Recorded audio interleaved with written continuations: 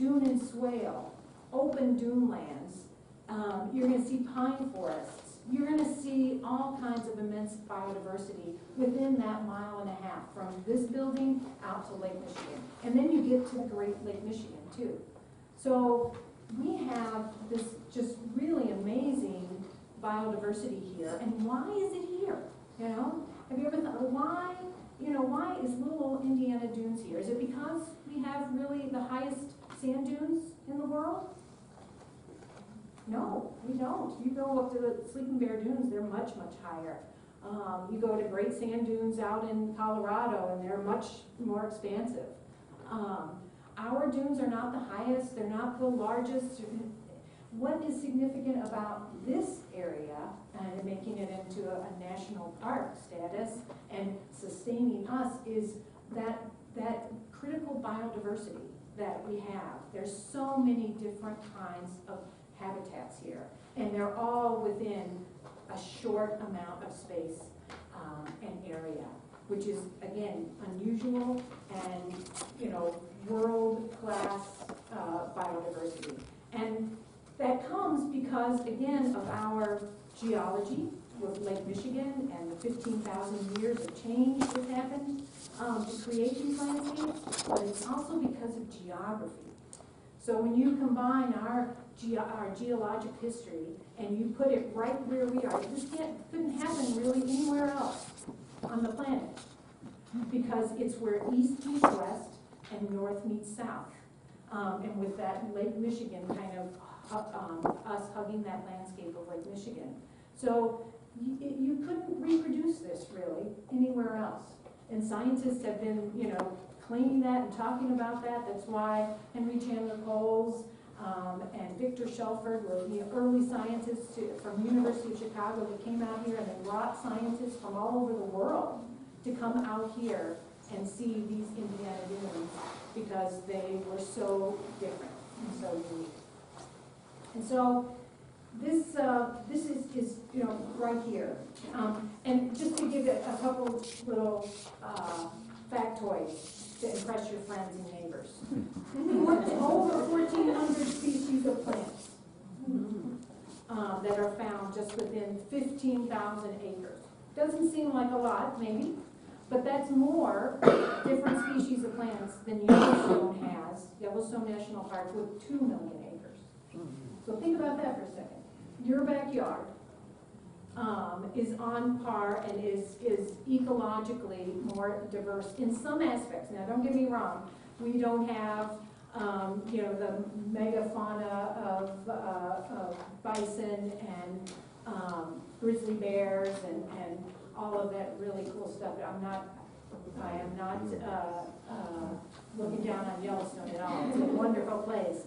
But a lot of folks haven't heard of Indiana Dunes, so our job is to kind of raise up and say, hey, you know, wave that flag, shine that spotlight on this place that sustains us and is so important for us. So, 1,400 species of plants and 15,000 acres, full of things like cactus and orchids and white pines and oaks and prairies and bogs and insect-eating plants, all just right in here. And now these habitats are protected as national and state parks. And now this park has gotten the name change of Indiana Dunes National Park instead of National Lakeshore, right? Some of you guys have heard that. You've seen us changing the signs slowly but surely. And so what does that really mean? It doesn't change anything about the way we do our jobs, except that we have to change all the signs and all the brochures. But it doesn't give us more money. It doesn't give us more staff, unfortunately. But what it does do is put us on the maps and in the books and in the movies. And also, it's, you know, humans are funny. We hang on to certain kinds of words. And of the 423 national parks, I think, that are national park units, there's only like less than half of them have the word, well, yeah, 65 of them have the word park at the end. And those are the ones that get kind of the glamour, right? They're the ones that get the press, the publicity and stuff. And so now we're in that list. And we have seen over the last 2 years since that name change took place, an incredible amount of extra visitation, new partnerships, new opportunities, and people coming forth just because of that name change. It's really kind of interesting. And it's wonderful, it's a little terrifying, and it's a little overwhelming at times, but it's also a really great opportunity that we've been expanding on. So much so that, and then I will say too, that this pandemic has helped in terms of increasing our visitation. Because parks are a safe place to visit, right? It's something we could do during all of that time, and we could, come and walk outside with our families and get outside of the house, and it was healthy. And so the pandemic has also, I think, made people recognize the need for green spaces, right? And the need to get outside and take your family hiking, and how that's a good, healthy thing to do. And I think that's going to be sustained. I think that's kind of been discovered, and maybe a reconnection has been made with people in this country around natural spaces. At least I hope so. I hope it lasts. And I think our challenge is to capitalize on that a little bit and to help people find their places easier and better. And so that's what I want to think about too. And let's think about this place right here where we're sitting, the Douglas Center. And I have to thank the folks who came before us, the folks like Dorothy Buell and Paul Douglas, who this building is named after, but actually too, two other people who don't get sung their praises enough about, especially in regards to this building, is Congresswoman Katie Hall, who fought to have the Douglas Center put here in Gary, along with Mayor Hatcher. And it was his, it was his advocacy and her advocacy work, going to Congress and lobbying for this building in 1980 to be built in Gary, because the Park Service got an expansion bill in 1980, but it was, wasn't determined exactly where the new building for an environmental education center would be built at first. But it was their recognition that Gary is the perfect place for a place like this, and I think their vision is why we're here today.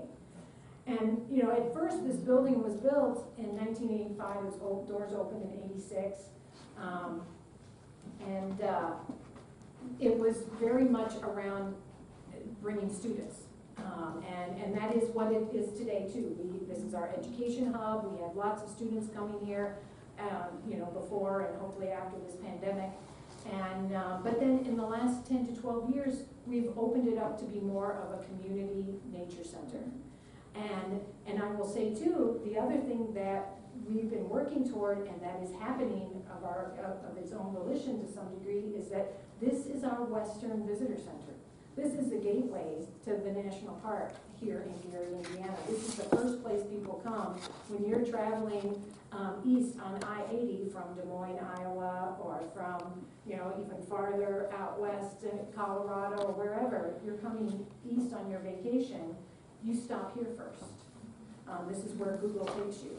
You come up from 65, coming north from Louisville or Tennessee, Nashville, or Florida, you come here first. If you're coming from Wisconsin in 94 and you're coming around from Chicago, you come here first. And that didn't used to be the case. But again, technology has been our friend, and this name change has been our friend here in this building. And so we have been seeing just record numbers of our typical tourist visitors that start their journey in the national park right here, which is exciting. And again, an opportunity for us as a community to be that welcoming face and that welcoming community for the visitors that are coming here. Because, like I said, we have had, just so far to date, 2.7 million people have visited Indiana Dunes National Park as of this, just from January to September. So we're not done yet. And yeah, that was just through September. So we still have 3 more months to count. So we think that it very well can top 3 million, which is record breaking. And again, in a pandemic. So, so it's kind of exciting to think about where the future lies. And I hope that that we continue to have these kinds of discussions in places like this, in national parks and in nature centers, because it's our, you know, our place is what defines us, right? It's what brings us together, and it's what nurtures us. And this place of the Douglas Center is here to help support you all in these endeavors as we're moving forward. So thank you, Katie, for bringing, and Cassandra for bringing this here and for letting us be part of this. We're excited for all the new things that are going to be coming around the bend, and we have a lot of fun new programs that we're working on that are out of this building and through the rest of the park, and a lot of great partnerships that are going on to bring everyone together through nature. So thank you.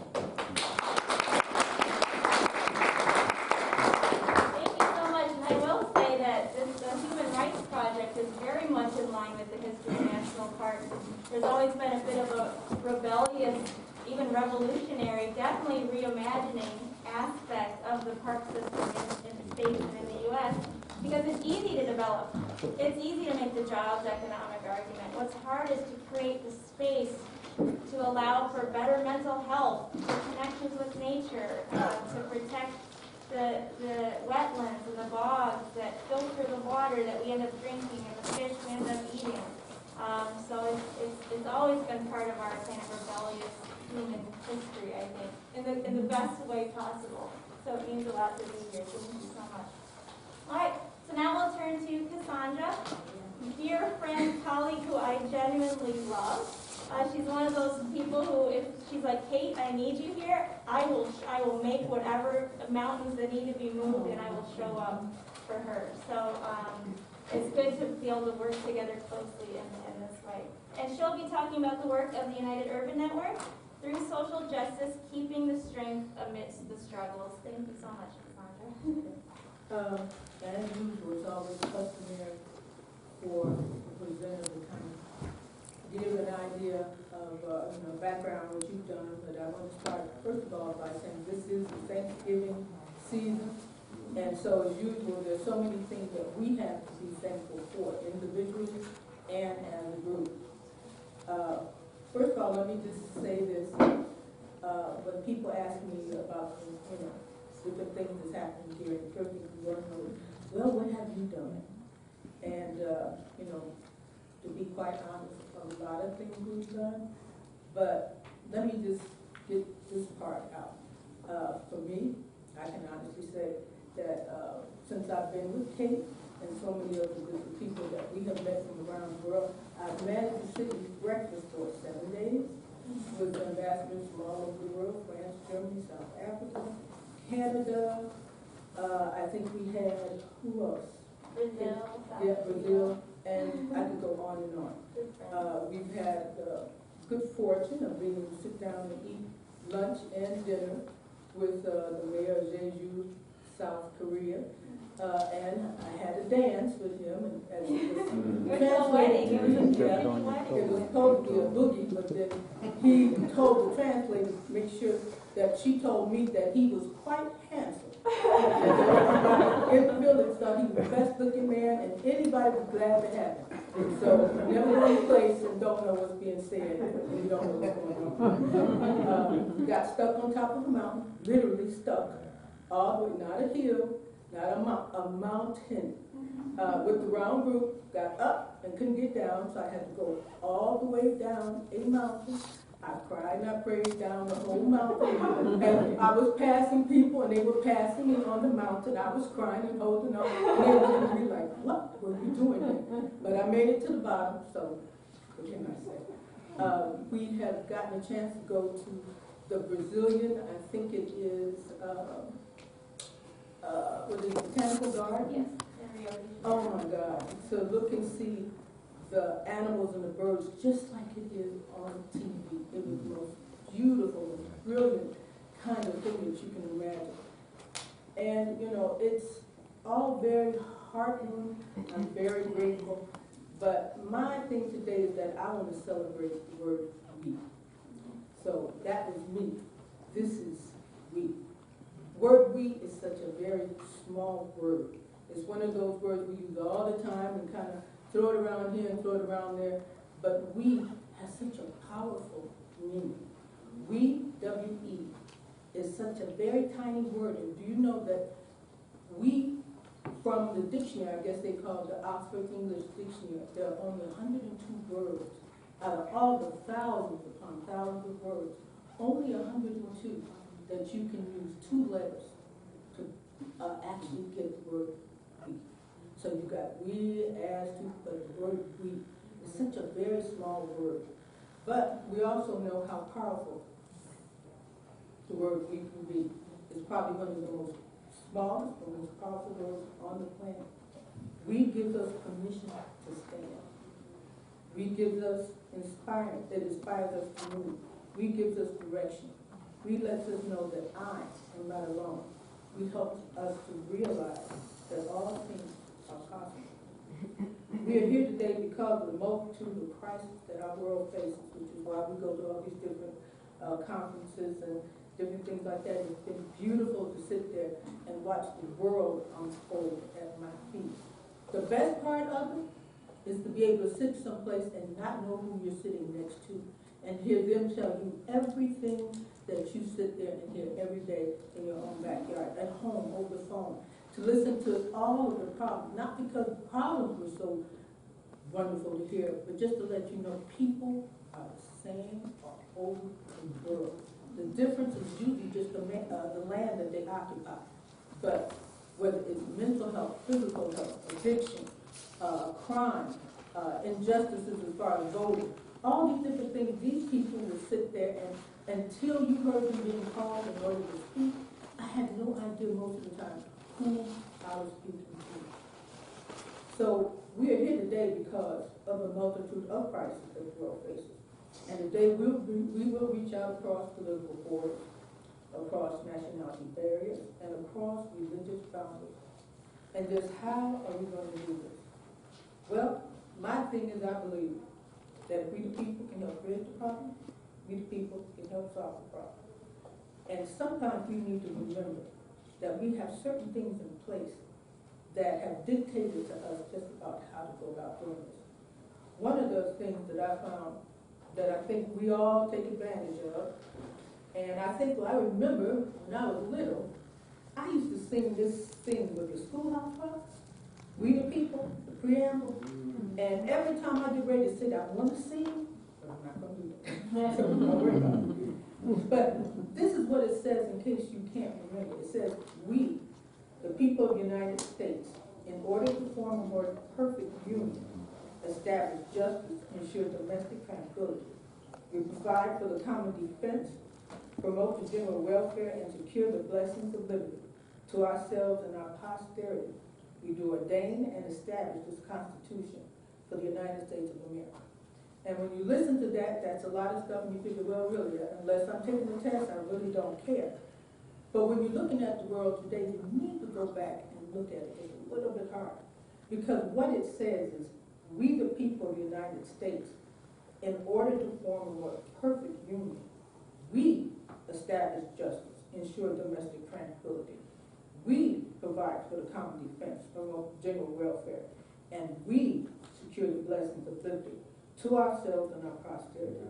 So we do ordain and establish this Constitution for the United States of America. And when you look at all the we's, we have been given permission to solve everything and anything we need to do. It's not like we can't do it. It's just that for some reason it looks like we always want someone else to do it for us. We always find a reason why we can't get past this thing or this one. But it says that we, the collective, it does not say we the president, we the governor. It does not say, we the mayor. It does not say we the person who's involved in your community. It says collectively. Any of us, as long as we together, we can solve these problems. No matter where we are, no matter where we live, no matter how we think, we can solve these problems. So also looking, I found out too that a lot of times we look at things and we read them so fast we don't understand. So for those of us who have a little higher calling, maybe you'll kind of recognize this. And it says in Genesis 1, and I'm just going to kind of paraphrase it, that it says, come, let us make mankind in our own image. It says, we are going to give him dominion over land, air, sea, fish, birds, and everything that walks on this planet. So for those of us who can't get the other point with the government, because we may have our own little tip-tap what the government is, we have been commanded, ordained, and told to establish this. So why is it that we cannot look at this and we don't have to wait for any one person? We don't have to wait for any group. We don't have to declare anything other than we, the people. We are the people. We are the people that created everything. We're the people that have to pull together and work together to make sure that if the land is wrong, if it's been polluted, then fix it. You don't have to wait for any one person. They are they. We are we. If it takes 5 of us against one they, that's still 5 we's against one they, and we'll get 5 more, and 5 more, and 5 more. Now, under the circumstances, when I started off saying what I had done, let me go back and re-edit it. My name is Cassandra Cannon, and we are United Urban Networks here in the city of Gary. We're Gary-based grassroots nonprofit. We're a 501c3 organization and incorporation. We reach out to various communities and create communication systems that gather information on people, places, and things for the sole purpose of networking with sources to achieve positive results to enhance the quality of life within our neighborhood. And then we promote these qualities as positive resources throughout and beyond our community. In other words, we just reach out. We just reach out and we find out what's there, who's there, and then we go sort of like we resurrect things. We want to find out what was it like before it went down. Who was there when all of this happened? Who shined when things were doing good? And then we find out who, yeah, we want people to get with us. We don't go there, we don't take over anything. We become a collective. We start off being, I will call her, she will call me back. But it's not until we get together and decide that we're going to do something that it goes from being imaginary and it goes from being visionary to being real. The we is the reality of everything. Anything else in your mind that people do here, all of us have thought of really great grand things that we can do everywhere. But think about it. In your mind, as you imagine stuff, as you envision things, it is great and it's wonderful. But guess when it becomes powerful? When you say, would you like to join me? Or they ask me, are you going to join us? And when I say yes, and then the first thing they say, how can we get this done? That's the reality of everything. It's the we. The we is the reality. Everything else is visionary, and as good as that is just part of what it is that we can do. So the biggest thing is actually getting here and finding out exactly who is on our team and what we can do about it. Right now, Gary stands at the crossroads of everything that is good about not only this city, towns, community, country, but as you've heard before, Gary has a very intricate place in the world.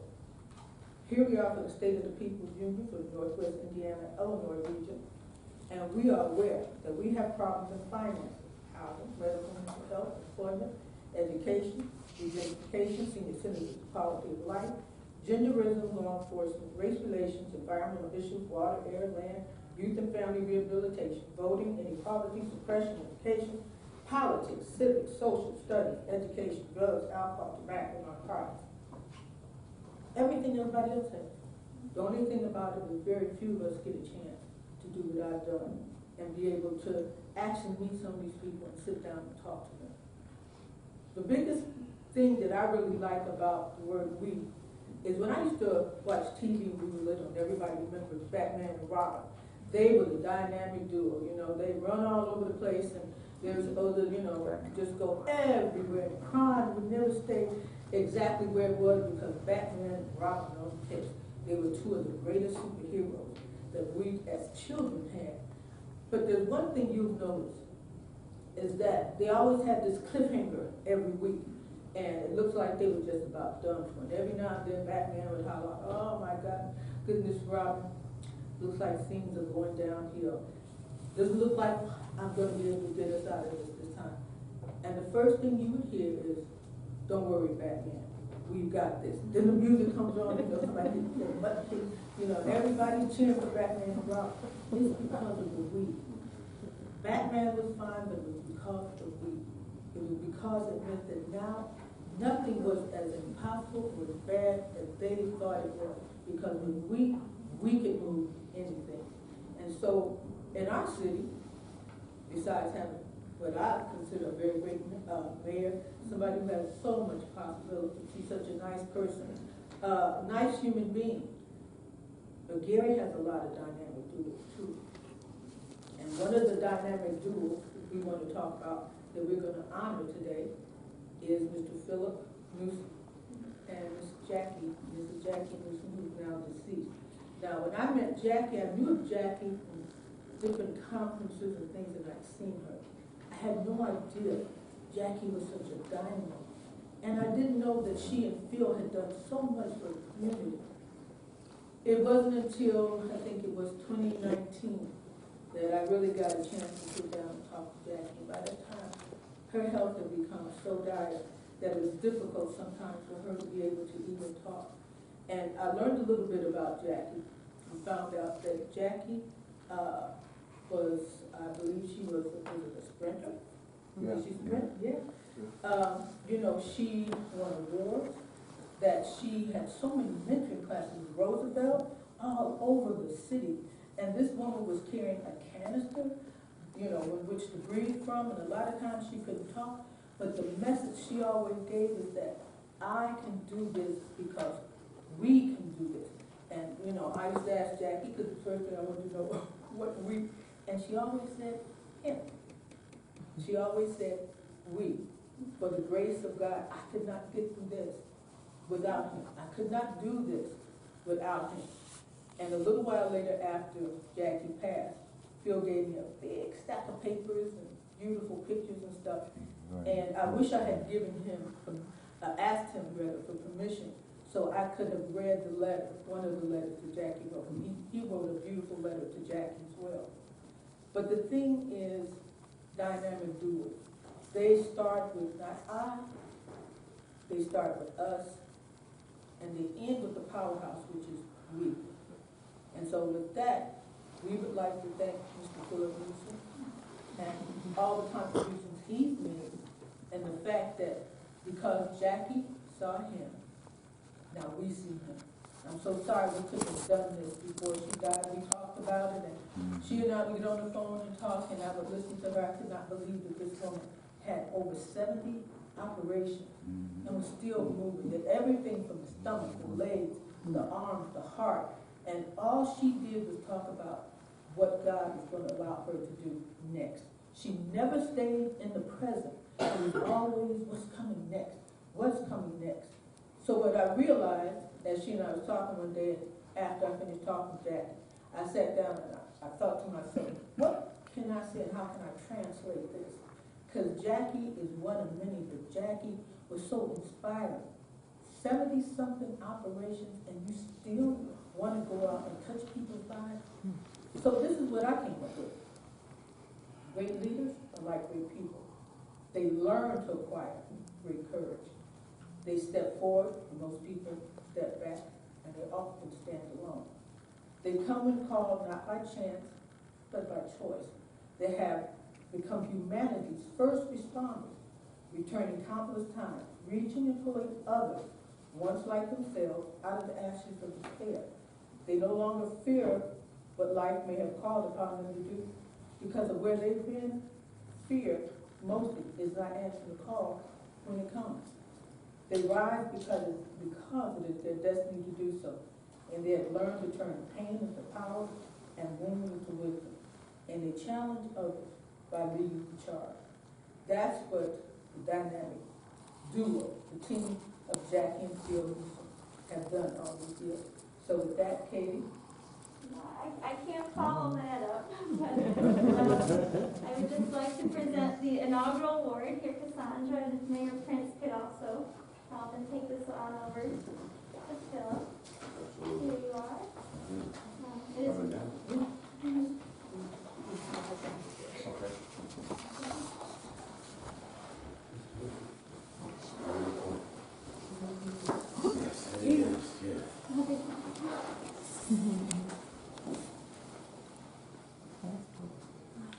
Anyone else coming up or? No, by all means, I'll just stand there and support you. Yeah, I think it's, I met the gentleman. Yeah. Here's the Phoenix Rising Award for yourself and for Jackie and all that you've done for this community. And as the inaugural recipient of this award, we built it around the characters that you and she hold. And so it will continue forever that we give this award out. It will always be a memory of the good that you've done. So thank you so much. May I take it out and show everyone? This is really, really beautiful. Isn't that nice? Yeah, that is. Yep, Gorgeous. And Congratulations, sir. Kate has gone around the world. Kate has presented Jackie's story. We're going to get Phil. Like I said, unfortunately, we started with Phil and Jackie, but Jackie at the time being her health was so dire, we were only able to get her just before she passed. Yeah, and get it recorded, and it is gone. It's beautiful. Everywhere. Thank you so much.